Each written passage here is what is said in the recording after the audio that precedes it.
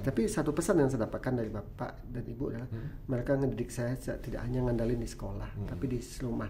Tapi beliau nggak sadar gitu, it's part of the education process. Jadi saya juga waktu itu bapak saya bilang, Mer, ngapain kamu ke Bandung? Saya bilang ke bapak, kalau saya nggak ke Bandung, nasib saya akan seperti sekarang.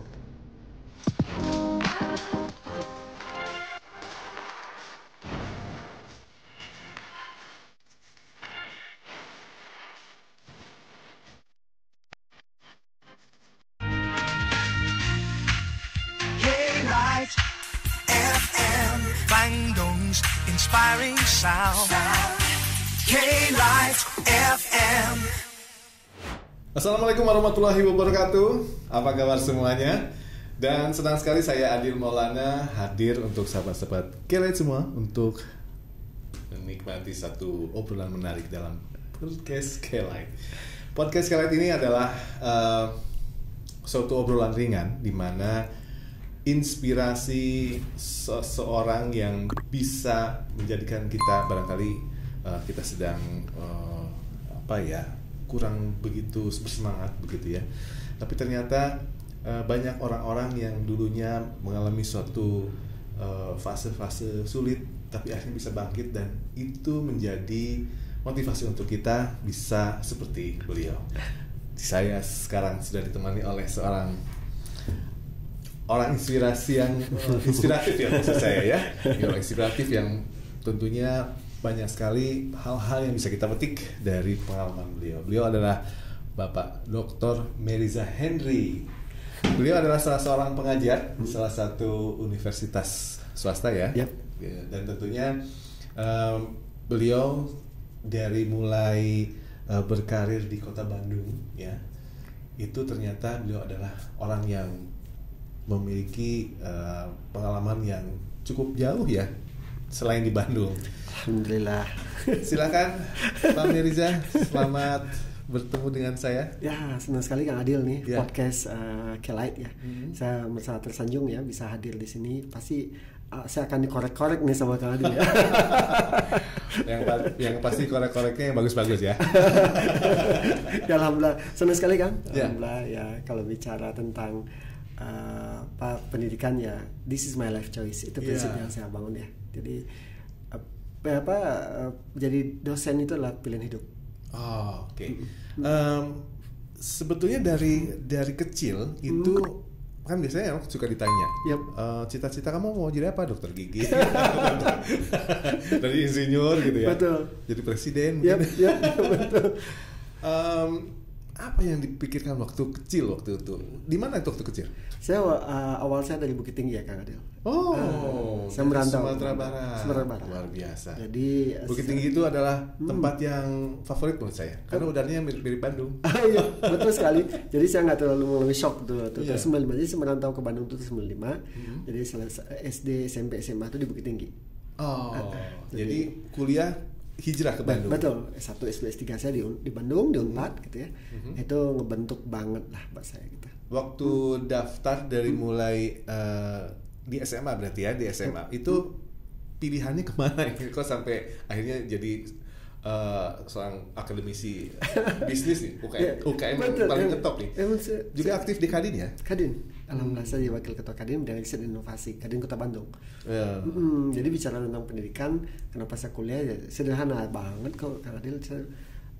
Dua isu yang saya tangkap ya. Yang pertama, memang saya pengen jadi pendidik gitu. Saya ngelihat memang orang tua saya bukan pendidik, bukan guru, bukan ini ya. Tapi secara dalam proses saya dari SD, SMP, SMA, jadi kalau nggak ada guru saya nggak maju ke depan. Jadi soalnya saya ganti asisten guru. Kalau sekarang saya punya asdos, sekarang saya punya asisten guru gitu. Jadi saya merasakan menikmati gitu. Saya berbagi ilmu, saya dapat ilmu, saya ngerti, saya jelasin ke teman-teman gitu ya. Lalu teman-teman paham gitu. Jadi kalau nggak ada guru pasti saya maju. Jadi itu jadi sebuah tanda-tanda dari Allah kelihatannya gitu. Dan itu dilegitimasi oleh teman-teman gitu. Betul. Istilahnya ini ngapain sih gitu ya? Betul. Enggak gitu ya? Enggak, tapi mereka senang gitu. Yang paling sering dipinjam dari siapa? Catatan. Masih komplit ya? Catatan saya masih komplit gitu. Jadi alhamdulillah dari SD, SMP, SMA tuh Kang Adil tuh. Nah singkat cerita saya pengen pengen merubah cerita penerimaan nasib lah. Dan saya banyak alumni dari Bandung ini pulang ke Bukit Tinggi masa libur. Jadi mereka dikasih space untuk datang ke sekolah mengajarkan. Ada di Unpad, ada ITB gitu ya gitu. Ada Polman, ada Polban gitu. Kan banyaknya Bandung tuh. Kalau UGM atau Jakarta saya nggak terlalu paham gitu. Nah, yang di benak saya waktu itu saya harus ke Bandung gitu. Ya, persaingan di Bandung kan luar biasa juga. Ini yang datang dari Sumatera Barat ke Bandung. Berarti kuat sekali motivasinya ya. Ya, saya lihat sih gini, orang tua saya mengajarkan saya gini. Dia manggil Memen dulu ya. Memen gitu. Ayah. Panggilan kecilnya. Betul. Pak Memen. Memen gitu. Dulu lagu ada Emen, ingat itu? Emen. Nah, itu saya kelas 2 SMA deh waktu itu. Teman-teman manggil itu Memen gitu. Nah, jadi saya bilang Bapak gini, Bapak nggak punya apa-apa. Bapak sama Ibu nggak punya apa-apa. Yang kami bisa berikan adalah pendidikan. Jadi kalau kamu punya pendidikan, kamu bisa mau cari duit gimana terserah kamu. Itu yang jadi bekal saya. Saya bilang kalau saya di Bukit Tinggi saya tidak akan banyak berubah. Maka saya melompat ke Bandung. Cuman saya dapat insight dari bapak saya. Men, katanya, kalau kamu nggak lulus negeri pulang. Itu yang statement yang saya ingat sampai sekarang dari bapak itu. Tapi mohon maaf, saya potong sedikit mengenai latar belakang orang tua bukan seorang pendidik. Bukan. Tapi membuat Meriza seperti sekarang menjadi pendidik itu apa yang mendasari itu? Saya lihat bapak saya punya secara ekonomi punya pas-pasan aja ya. Bapak saya cuman pekerja bangunan lah ya gitu ya. Gitu. Yang cuman pendapatan tiap bulan, tiap minggu maaf. Ibu saya ngebantu. Jadi saya kecil tuh dididik. Saya ngerasa bahwa bapak saya dan ibu itu ngedidik secara bisnis ekonomi gitu ya. To survive lah. Dan adik saya juga kan ada 2 adik, saya ngajarin mereka juga gitu. Jadi 3 bersaudara ini. 3 saudara. Nah, jadi disitulah kalau kelihatannya benih-benih saya pendidik itu di ini sama bapak dan kondisi yang menuntut saya itu gitu. Jadi role model itu seorang ayah ya. Ayah sama ibu dua-duanya. Ayah dan ibu. Bagaimana pada saat Meriza kecil waktu itu? Ya. Melalui istilahnya ya melalui dari masa kecil membantu orang tua mungkin ya. Ya, dalam kondisi ya untuk membiayai adik-adik juga begitu ya. Sebenarnya biaya adik kan dari orang tua, cuman secara ekonomi atau kan saya ingat bapak saya lagi nih Kang Adil baru almarhum tanggal 30 Agustus kemarin 2023 ya. Ibu saya alhamdulillah masih sehat sampai saat ini. Jadi untuk ngebantu bapak ibu tuh jualan. Jualan sore bikin gorengan, malam bikin jagung kita masukin ke plastik. Jam 3 mereka udah bangun bikin kue lagi gitu. Jadi mereka itu udah siklus itu situ. Dan jam 5 saya bangun ngaji, sholat subuh ngaji, jam 6 saya keliling tuh nganterin ke warung-warung. Nah sisanya ibu tuh yang dibikin malam tuh jagung kayak itu ada dibawa ke sekolah. Jadi saya bawa teng-tengan ke sekolah kan. Di sekolah SD, juga jualan juga? Ya betul, titip ke koperasi. Itu yang saya lihat Kang Adil, kenapa saya di sisi itu saya jadi pendidik, tapi sisi lain saya juga bisnis. Jadi jiwa bisnis saya itu dibentuk oleh bapak dan ibu dari kecil. Luar biasa. Jadi apa istilahnya ada daya tarik ke bisnis itu diajarkan oleh orang tua. Kecil, bakatku butuh. Bakatku butuh. Selama di Bandung ya. Jadi sebagian hidup saya sekarang udah di Bandung gitu. 95 usia 18 dulu udah merantau, sekarang 47 udah lebih dari setengah usia saya itu udah di Bandung. Jadi Kang Adil itulah ngebentuknya gitu. Dan, tapi satu pesan yang saya dapatkan dari bapak dan ibu adalah mereka ngedidik saya tidak hanya ngandalin di sekolah, tapi di rumah. Tapi beliau nggak sadar gitu. It's part of the education process. Ngedidik saya jualan juga kan dulu Kang Adil. Masih ingat dulu zaman-zaman podcast kan? Podcast ya. Nah, SDSB. Nah, saya nggak isu ke sana Kang Adil. Jadi togel gitu. Jadi di sebelah rumah tuh rumah Om disewakan untuk yang itu. Nah mereka butuh kopi tiap malam tuh. Selasa malam nggak salah. Selasa. Bukanya itu. Betul, buka itu ya betul. Dia butuh kopi. Jadi saya diminta sama ibu tuh dibikin kopi. Jadi kamu siap jualan di sana. Kopi. Laku habis gitu. Itu pembelajaran yang diajarkan bapak. Jadi opportunity untuk berbisnisnya. Betul. Lihat nih di sini pasti ramai gitu. Gitu. Nah, saya itu yang saya lihat dari Kang Adil bahwa ketika bicara pendidikan, saya dididik tidak hanya di sekolah, ya, tapi juga di rumah. Yang jadi role model saya bapak dan ibu. Iya. Inilah jadinya sekarang. Dibekali dengan perjalanan hidup yang begitu keras gitu ya. Betul. Akhirnya bisa menjadi seorang Meriza seperti sekarang. Betul. Perjalanan dari mulai dari SMA ya, SMA ke Bandung nih. Betul. Itu boleh cerita nggak sedikit? Gimana tuh perjuangannya ketika? Aduh, kalau itu nanti saya merah lagi deh. Gitu. Itu nangis-nangis. Pasti kalau jadi kan saya anak pertama dan nggak punya saudara di Bandung, itu kuncinya dulu. Nggak punya saudara di Bandung, clear dulu. Mau nginap di mana tentu orang tua khawatir kan ya. Di mana nginap? Waktu itu bapak saya bilang, Mer, ngapain kamu ke Bandung? Saya bilang ke bapak, kalau saya nggak ke Bandung, nasib saya akan seperti sekarang gitu. Akan berubah. Harus ada di antara kami ini yang merubah nasib. Out of the box ya. Betul. Keluar dari lingkungan nyaman. Betul. Jadi saya bilang, bapak saya bilang, kita tuh orang miskin gitu. Kamu ngapain kuliah tinggi-tinggi? Kita nggak ada biaya. Gitu. Saya bilang, bapak, ini momentumnya sekarang. Gitu. Kalau udah depan saya udah nganggur setahun susah lagi. Nah nekat.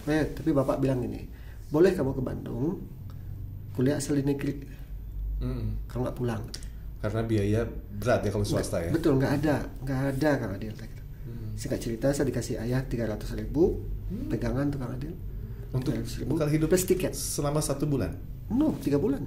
Oh, 3 bulan, kan, kurang lebih kan Kang Adil tuh. Wow, kita biasa. Ikut datang ke Bandung, bimbel dulu sebulan, PTN, lalu pengumuman sebulan, 2 bulanan. Tapi sebelum itu kan ada kosong juga kan, average 3 bulan lah, 2,5 sampai 3 bulan. Itu tinggal sama alumni. Jadi saya backpackeran gitu. Malam ini pindah, besok di Cisitu, di mana tuh bagus, ada di Monumen. Saya agak lama di Monumen waktu itu, ada rumah alumni gitu, bareng-bareng di situ. Ngampar tidur gitu. Belajar di sini, biasa. Di SSC dulu di sini. Betul. Dan saya dulu masih di Jalan Sumber Bandung. Di sebelah ini ya, gitu. Lalu belajar di ITB. Nah, karena 300.000 tuh saya pakai apa? Karena 150 bayar SSC. Tinggal 150.000 lagi untuk 45.000 buat beli IPC. UMPTN. Daftar kan dulu kan saya ngambil 3 jurusan. Tinggal 105. Dulu SMA ngambil jurusan IPA. Berarti bisa pilih 3. Betul, 3. Satu saya ngambil sipil ITB karena bapak dulu kan di bangunan. Saya ngambil jurusan kedua, saya bingung mau ngambil apa. Nah, selama dididik oleh orang tua di bangunan. Pernah ikut nggak? Pastilah Kang Adil. Pasti saya bisa. So diajakin gitu. Bisa ngecor saya bisa, masang atap saya bisa. Bikin ngatam itu bisa saya. Berarti nggak istilahnya ngapain ya itu kerja kasar gitu ya. Di situ saya digaji sama bapak. Oh, jadi dikasih sekali ngecor tuh dapat 25.000, ngangkat cor, semen kayak gitu. Itu pembelajaran luar biasa. Iya. Luar biasa. Jadi mendaftar ke sipil ITB. Yang kedua saya pilih apa ya? Yang penting asal lihat orang aja. Lalu tuh ada gurunya dari HI Unpad, daftarnya HI Unpad. Pada itu pilihan tertinggi juga. banyak favorit karena orang di situ pilihannya jelas bandingannya 1:3.000 tuh. Pendaftaran 3.000, yang terima kalau saya 90-an orang. Iya. Banyak lupa saya. Nanti yang terima cuma sekelas itu 92 orang. Itu pilihan setelah manajemen. Tinggi lah. Nah setelah itu masuk ke statistik. Yang ketiga statistik. Betul. Alhamdulillah masuk ke HI Unpad 95. Nah selama kuliah itu sempat kepikir nggak akhirnya saya mau terjun ke dunia pendidikan atau malah sekarang kan lebih banyak ke urusan ekonomi ya? Betul. Kebetulan di HI itu tidak melulu politik. Jadi situ saya ngambil konsentrasi ekonomi politik. Jadi saya juga ngebahas FISIP ya, jadi ada ekonomi dan politiknya. Saya ngambil Indonesia Jepang. Dulu bahasa Jepang saya bagus kan. Wah. Terus sekarang lupa. Konnichiwa. Terus saya udah lupa saya gitu. Bikin kanji itu saya bisa dulu. Terus kanji itu sekarang udah lupa. Paling susah itu bahasa Jepang. Betul. Tapi bagi saya itu menarik karena Indonesia Jepang itu lagi in-nya. Nah itu mempengaruhi ke diri saya juga. Nah itu di kuliah karena saya bapak tadi nggak ada duit, saya dikirimin cuma berapa sebulan coba? 100.000. 1 bulan 100.000.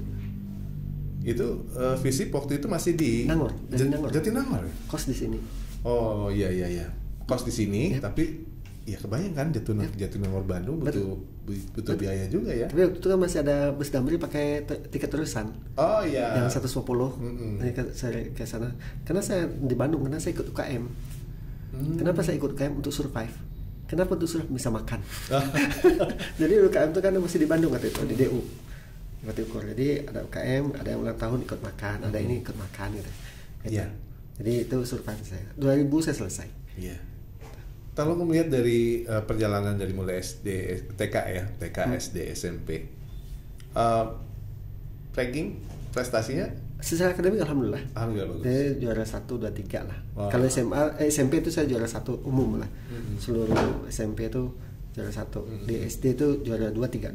Kalau SMA itu pasti juara 2. Punya pengalaman menarik nggak ketika seorang Mirza yang ranking terus, kemudian ada salah seorang teman Pak Mirza yang nakal gitu ya, bergaul lah istilahnya seperti itu. Tiba-tiba dia jadi seorang sukses begitu. Ada yang seperti itu? Alah, teman saya namanya SMA lah ya, namanya Boem. Sekarang dia di Australia. Wow. Wah, kerjanya dulu mah main SMA teh gitu. Main secara akademik dia tidak terlalu, mungkin ranking 2 di atas lah ya gitu. Tapi secara akademik dia bagus. Ada lagi namanya si Aceng gitu ya, teman saya. Terus sekarang bagus gitu. Secara akademik gitu. Kenapa? Saya lihat ya memang itu potensi diri dia ada di situ gitu. Bukan berarti nilai akademik that's the only one indicator gitu ya that make people success, no gitu.